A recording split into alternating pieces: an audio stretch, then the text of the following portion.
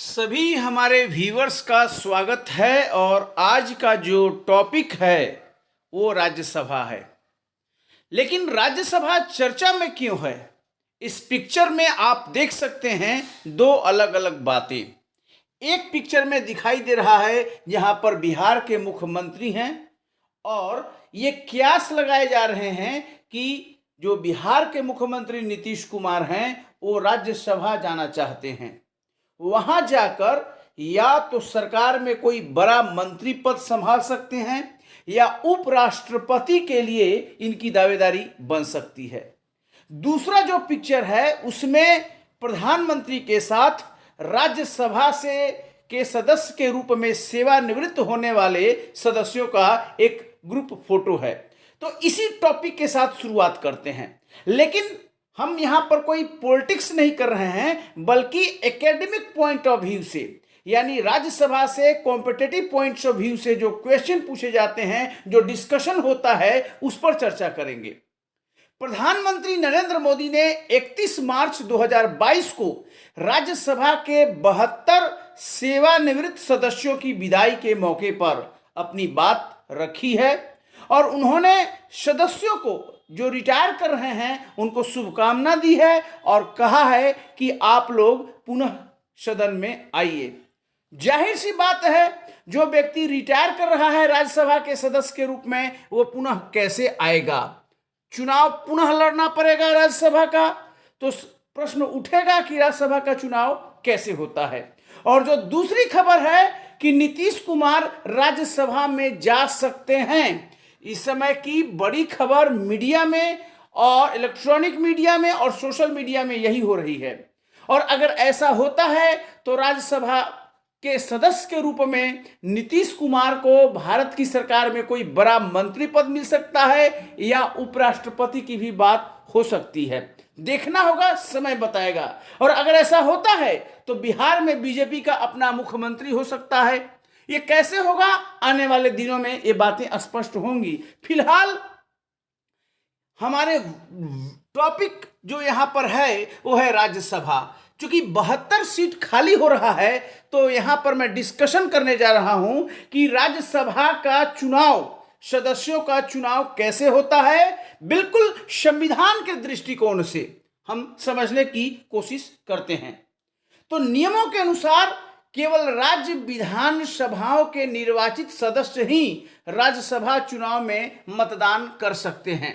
यानी राज्यसभा का direct election नहीं होता जैसे लोकसभा का होता है। तो कौन चुनता है राज्यसभा के सदस्यों को? राज्य विधानसभाओं के निर्वाचित सदस्य, यानी जो निर्वाचित एमएलए होते हैं वही राज्यसभा के सदस्यों को चुनते हैं।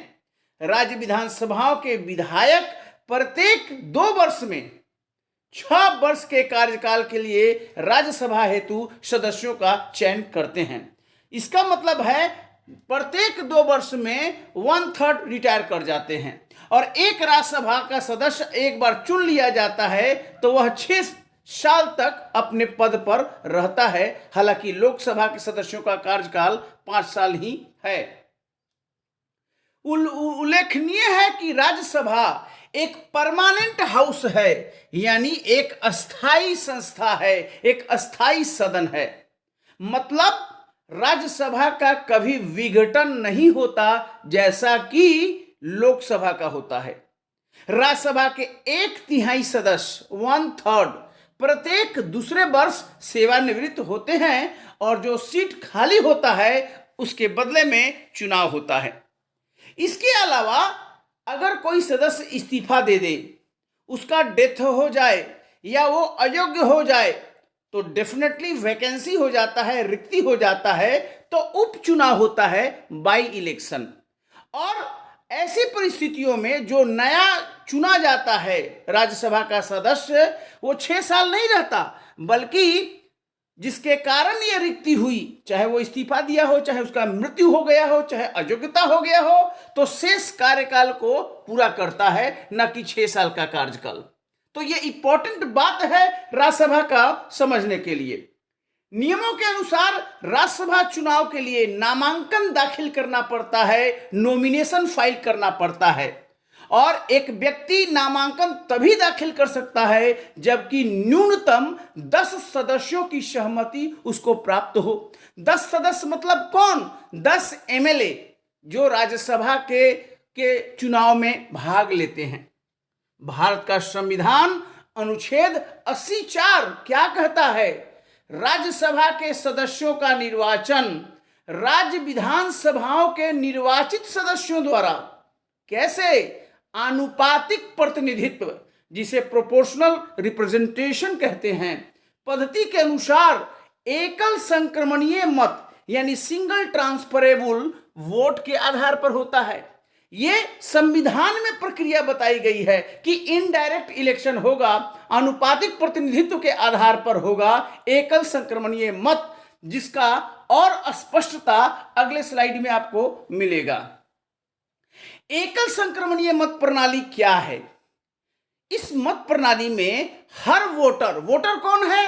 एमएलए यानी मेंबर ऑफ लेजिस्लेटिव असेंबली, वो एक वोट देता है। प्रत्येक निर्वाचक यानी प्रत्येक एमएलए जो निर्वाचक होगा राज्यसभा के केस में, वोट एक ही देगा, किंतु कई उम्मीदवारों को अपनी प्राथमिकता के आधार पर वोट देता है। यानी वो प्रेफरेंस देता है कि पहला प्रेफरेंस ये, दूसरा प्राथमिकता ये, तीसरा प्राथमिकता ये, क्योंकि कई कैंडिडेट उसमें खड़े होते हैं राज्यसभा के चुनाव में। अर्थात वह बैलेट पेपर पर यह बताता है कि उसकी पहली वरीयता कौन, दूसरी कौन और तीसरी कौन। इसी को कहते हैं एक तरह से प्रोपोर्शनल रिप्रेजेंटेशन। एक उम्मीदवार को जीतने के लिए पहली वरीयता के वोटों की निर्दिष्ट संख्या आवश्यक है, मतलब कि उतना संख्या आएगा तभी वह जीत पाता है। पहले दौर की मतगणना होती है, यानी फर्स्ट वरीयता के वोटों का पहले गणना होगा और उसमें जो निर्धारित संख्या प्राप्त कर लेता है वो जीत जाता है, और अगर संख्या प्राप्त नहीं होता है तो फिर दूसरे दौर की मतगणना की जाती है, यानी कि जो सेकंड प्रेफरेंस वोट है, द्वितीय वरीयता का वोट है, वो पहले वरीयता के वोट में ट्रांसफर हो जाता है। इसीलिए इसे सिंगल ट्रांसफरेबल वोट कहते हैं। राज्यसभा में नहीं होता गुप्त मतदान, सीक्रेट बैलेट नहीं है, ध्यान रखना है, जैसे कि अन्य जगह होता है। राज्यसभा चुनाव के लिए खुली मतपत्र प्रणाली यानी ओपन बैलेट सिस्टम होती है, गुप्त नहीं होता है, ओपन बैलेट सिस्टम होता है। इसके अंतर्गत खुलापन काफी सीमित रूप में होता है। अब आप जानना चाहेंगे कि यह पब्लिकली कैसे हो जाता है, तो अगले स्लाइड में देखिए। क्रॉस वोटिंग का मतलब है बीजेपी का एमएलए है और वो कांग्रेस को वोट दे रहा है, या कांग्रेस का एमएलए है तो बीजेपी को वोट देता है, ये क्रॉस वोटिंग हो, और क्रॉस वोटिंग नहीं होना चाहिए।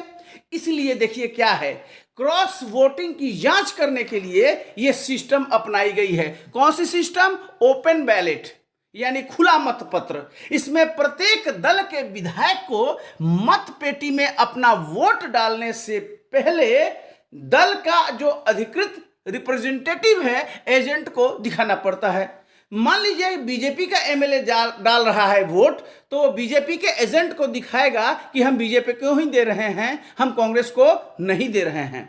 अदरवाइज जो क्रॉस वोटिंग होगा और अगर वो दूसरे को देगा तो डिस्क्वालीफाई हो जाएगा, इसलिए उसको बीजेपी को ही देना पड़ता है। नियम के अनुसार एक विधायक द्वारा स्वयं के दल के अतिरिक्त एजेंट के अतिरिक्त किसी अन्य दल के एजेंट को मतपत्र दिखाया जाता है तो वह मत अमान्य हो जाएगा। फॉर एग्जाम्पल, बीजेपी का एमएलए अगर कांग्रेस के रिप्रेजेंटेटिव को दिखा दे, एजेंट को दिखा दे, तो वोट ही इनवैलिड हो जाएगा, उसको नहीं दिखाना है। बीजेपी का एमएलए केवल बीजेपी के एजेंट को ही दिखाएगा। वहीं अधिकृत एजेंट को मत पत्र न दिखाना भी वोट को इनवैलिड कर देगा। मान लें कि दिखाया ही नहीं कि हम किसको वोट दे रहे हैं, तो वो भी इनवैलिड हो जाएगा। तो यह इंपॉर्टेंट है समझना कि खुलापन कैसे है। यह सर्वविदित है कि लोकतांत्रिक सरकारें शक्ति संतुलन के सिद्धांत पर आधारित है, आप जानते हैं।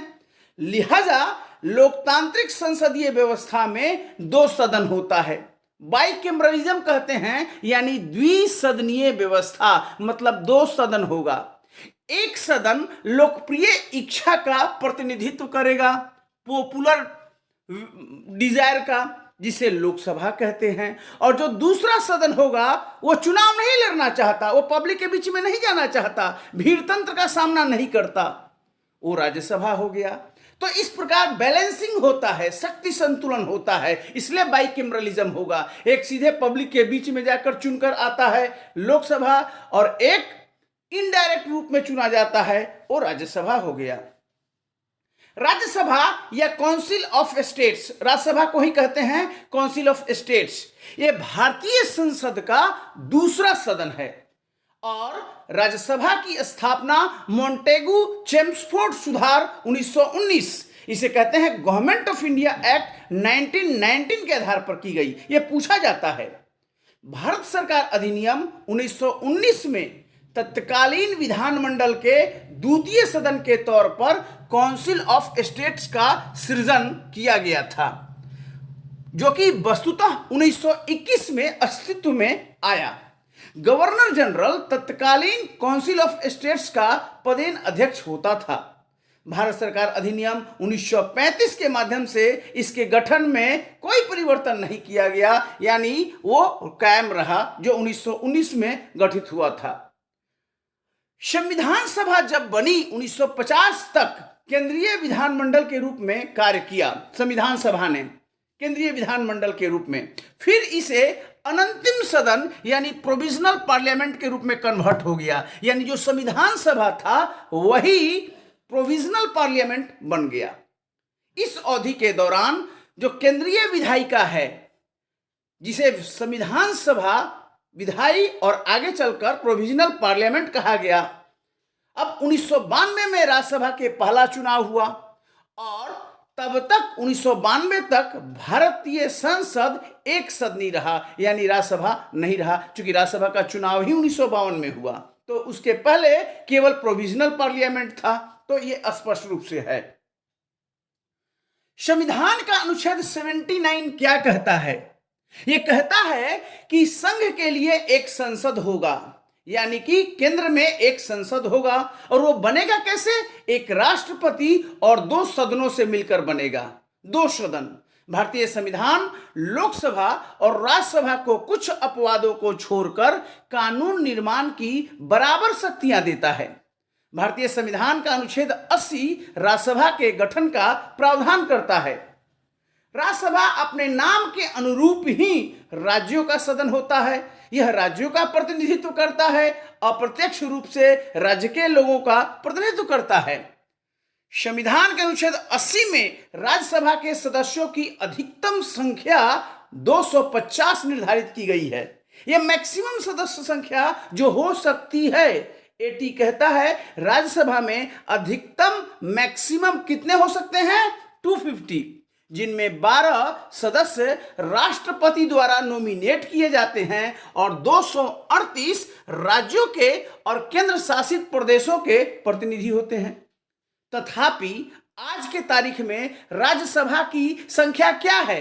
स्ट्रेंथ क्या है? 245 होता है, हम सभी जानते हैं, जिसमें 233 राज्यों और केंद्र शासित प्रदेश दिल्ली और पुडुचेरी के प्रतिनिधि हैं और 12 राष्ट्रपति द्वारा नाम निर्देशित होते हैं। संविधान का चौथा अनुसूची है, 4th शेड्यूल, और उसी में किस राज्य से, किस केंद्र शासित प्रदेश से कितना सीट राज्यसभा में होगा, बिहार का कितना होगा, यूपी का कितना होगा, पुडुचेरी का कितना होगा, दिल्ली का कितना होगा, ये सारा संख्या संविधान का जो शेड्यूल है 4थी अनुसूची में दिया हुआ है। स्थानों का आवंटन राज्य की जनसंख्या के आधार पर है। राज्यों के पुनर्गठन और नए राज्यों के गठन के परिणाम स्वरूप राज्यों और संघ राज्य क्षेत्रों को आवंटित राज्यसभा में निर्वाचित सदस्यों की संख्या वर्ष 1952 से लेकर अब तक समय समय पर बदलती रही है, क्योंकि राज्य बने हैं, राज्य बिगड़े हैं, राज्यों का पुनर्गठन हुआ है। राष्ट्रपति द्वारा मनोनीत किए जाने वाले सदस्य ऐसे व्यक्ति होते हैं जिन्हें साहित्य, विज्ञान, कला और समाज सेवा जैसे विषयों के संबंध में विशेष ज्ञान या व्यवहारिक अनुभव प्राप्त होता है, ऐसा संविधान में लिखा हुआ है। अब राज्यसभा का सदस्य कौन बन सकता है? फॉर एग्जाम्पल 72 सीट खाली हुआ तो कोई ना कोई चुनाव लड़ेगा। अगर नीतीश कुमार जाना जाते हैं राज्यसभा तो उनको चुनाव लड़ना पड़ेगा। लेकिन कौन लड़ सकता है, उसकी योग्यता क्या है, अर्हता क्या है? वह व्यक्ति भारत का नागरिक हो, 30 वर्ष की आयु पूरी कर चुका हो, 30 से नीचे न हो, किसी लाभ के पद पर न हो, विकृत मस्तिष्क का न हो और संसदीय विधि द्वारा कुछ और अर्हताएं निर्धारित करे, तो यह जरूरी है कि जो उम्मीदवार लड़ना चाहता है राज्यसभा के लिए वह उसे भी धारण करे। यही है, कोई एकेडमिक क्वालिफिकेशन नहीं है कि बीए हो, एमए हो, ऐसा कुछ भी नहीं है। कोई अनुभव भी नहीं है कि सरकार में इतना साल का अनुभव होना चाहिए। सिंपल 30 साल का नागरिक बस, और ठीक ठाक हो, यही चीज है राज्यसभा का। अब राज्यसभा का मुद्दा देख लीजिए क्या है। तो राज्यों का प्रतिनिधित्व एक समान नहीं है। जितना राज्यसभा यूपी से जाता है उतना बिहार से नहीं, उतना गोवा से नहीं, ये जनसंख्या के अनुसार है भारत में। अमेरिका, ऑस्ट्रेलिया जैसे संघीय देश अपने उच्च सदन में सभी राज्यों को समान प्रतिनिधित्व देते हैं। फॉर एग्जाम्पल, अमेरिका में 50 राज्य हैं और प्रत्येक राज्य से 2 सदस्य जाता है सीनेट में। इस प्रकार सीनेट की सदस्य संख्या 100 है, 50 राज्य और प्रत्येक से 2। लेकिन भारत में राज्यों की जनसंख्या अलग अलग है, इसलिए यहाँ पर सब लोग अलग अलग जाता है, तो राज्यों का समान प्रतिनिधित्व नहीं है। यूपी से ज्यादा जाता है राज्यसभा में, बिहार से कम। तो संघवाद के सिद्धांत को भारत की तुलना में अधिक मजबूती से अमेरिका, ऑस्ट्रेलिया जैसे संघीय देश स्थापित करते हैं। भारत में अन्य राज्य देशों के विपरीत उच्च सदन अर्थात राज्यसभा में राज्यों को उनकी आबादी के अनुपात में प्रतिनिधित्व दिया गया है। परिणाम स्वरूप अधिक जनसंख्या वाले राज्यों में अधिक प्रतिनिधि और कम जनसंख्या वाले राज्यों में कम प्रतिनिधि पहुंचते हैं। उदाहरण के लिए उत्तर प्रदेश में राज्यसभा के लिए जितना सीट है उतना सीट सभी उत्तर पूर्वी राज्यों को मिला दे तो उससे भी अधिक है। समझने की बात है, ये जनसंख्या के अनुसार है। दूसरा इंपॉर्टेंट राज्यसभा के बारे में जो मुद्दा है कि राज्यसभा को महत्वहीन करने का भी प्रयास होता है, क्योंकि राज्यसभा द्विसदनीय है, इसलिए कई बार कोशिश होता है कि इसको महत्वहीन कर दिया जाए। यह कई मामलों में देखा गया है कि धन विधेयक का रूप देकर साधारण विधेयक को भी पारित किया जा रहा है। यह विदित है कि धन विधेयक के संदर्भ में राज्यसभा को सीमित अधिकार है, इसलिए साधारण विधेयक को भी अगर धन विधेयक का रूप दे दिया जाए तो फिर राज्यसभा का रोल नहीं रह जाएगा। ये राज्यसभा को महत्वहीन करने का प्रयास है। राज्यसभा को इस तरह से दरकिनार करने का कारण सत्तारूढ़ दल का इस सदन में बहुमत न होना है। इसे हाल ही में आधार विधेयक को धन विधेयक के रूप में पारित कराने को लेकर देखा जा सकता है। बहुमत नहीं है राज्यसभा में सत्तारूढ़ का, तो चाहता है कि जितना धन विधेयक का रूप दे दिया जाए अगर पॉसिबल है तो। राज्यसभा की संघीय विशेषताओं में परिवर्तन, ये इंपॉर्टेंट बात है समझने का। जनप्रतिनिधित्व संशोधन अधिनियम 2003 पार्लियामेंट से पास हुआ। इसके माध्यम से संसद ने जनप्रतिनिधित्व कानून 1951 की धारा 3 में अधिवास यानी डोमिसाइल शब्द हटा दिया। इसका क्या मतलब है डोमिसाइल शब्द हटाने का? इसका मतलब है कोई व्यक्ति जो किसी राज्य का न तो निवासी है और न ही वहां रहता है, वह व्यक्ति भी उस राज्य से राज्यसभा का चुनाव लड़ सकता है। फॉर एग्जाम्पल, मनमोहन सिंह दिल्ली में रहते हैं, मनमोहन सिंह आसाम के हैं नहीं, लेकिन वो राज्यसभा का चुनाव कहां से लड़े? आसाम से रहे, आसाम से वो लड़े। ऐसा क्यों हुआ? क्योंकि कानून में ही संशोधन हो गया। अब कोई भी व्यक्ति, नीतीश कुमार अगर चाहें तो गोवा से भी राज्यसभा का चुनाव लड़ सकते हैं। सीधी सी बात है, वहां न रहने की योग्यता रह गई और न ही वहां अधिवास की बात है। तो यह इंपॉर्टेंट बदलाव किया गया है। इस संशोधन के बाद राज्यसभा की सीटों का उपयोग सत्तारूढ़ दल द्वारा लोकसभा में अपने पराजित उम्मीदवारों को राज्यसभा में चुने जाने के लिए किया जा रहा है। यह पॉलिटिकल सेटिंग गेटिंग के लिए भी इस प्रावधान का उपयोग किया जाता है। मनोनीत सदस्यों की न्यून भागीदारी। राज्यसभा के लिए मनोनीत सदस्य यानी जो नॉमिनेट होते हैं, बड़े हस्तियों को शामिल किया जाता है। लता मंगेशकर, सचिन तेंदुलकर, बड़े बड़े नाम। और एक बार ये लोग आ जाते हैं राज्यसभा में तो शायद ही कभी राज्यसभा के अंदर घुसते हैं। उदाहरण के लिए सचिन तेंदुलकर 2012 में आए राज्यसभा में, उनके मनोनयन के बाद कार्यकाल पूरा होने तक सदन 374 दिन तक रहा, लेकिन सचिन भाई साहब मात्र 24 दिन ही राज्यसभा में गए। ये बताता है कि इन लोगों का क्या इंटरेस्ट है राज्यसभा में जाने का। तो ये भी बताता है, गरिमा कम करता है। संविधान सभा में इस बात पर चर्चा चली कि राज्यसभा होना चाहिए कि राज्यसभा नहीं होनी चाहिए। ये डिस्कशन हुआ संविधान सभा में। राज्यसभा के गठन का सबसे महत्वपूर्ण पक्ष क्या है कि राज्यों के पक्ष को मजबूती से रखेगा, क्योंकि राज्यसभा के लोगों को कौन चुनता है? राज्य के विधानसभा के लोग चुनते हैं। यदि लोकसभा द्वारा किसी विधेयक को जल्दीबाजी में पारित किया जा रहा है तो राज्यसभा उस पर व्यापक चर्चा करेगा, उस जल्दीबाजी को रोक सकता है। इसीलिए कहा गया संविधान सभा में कि राज्यसभा हेस्ट को यानी जल्दीबाजी को रोकने का एक इंस्ट्रूमेंट साबित होगा। सदन का उच्च सदन लोकसभा के निर्णय को समीक्षा कर सकता है, रिव्यू कर सकता है, और जो सत्ता पक्ष है उसके निरंकुशतापूर्ण निर्णयों पर भी अंकुश लगा सकता है। यह बात हुई थी और इसलिए राज्यसभा को संविधान सभा ने रखने के पक्ष में फैसला किया था। अब दूसरी बात कि राज्यसभा शिक्षाविद और बुद्धिजीवियों को भी एक मंच प्रदान करती है। वो लोग इलेक्शन नहीं लड़ सकता लोकसभा में भीड़ में जाकर, बुद्धिजीवी लेकिन आना चाहिए। सरकार के जन कल्याण योजनाओं के माध्यम से राज्यों के विकास में ये बुद्धिजीवी लोग योगदान दे सकते हैं। इस व्यवस्था को नियंत्रण और संतुलन का सिद्धांत कहा गया, यानी कि चेक एंड बैलेंस। किसी भी लोकतांत्रिक व्यवस्था में ये जरूरी होता है।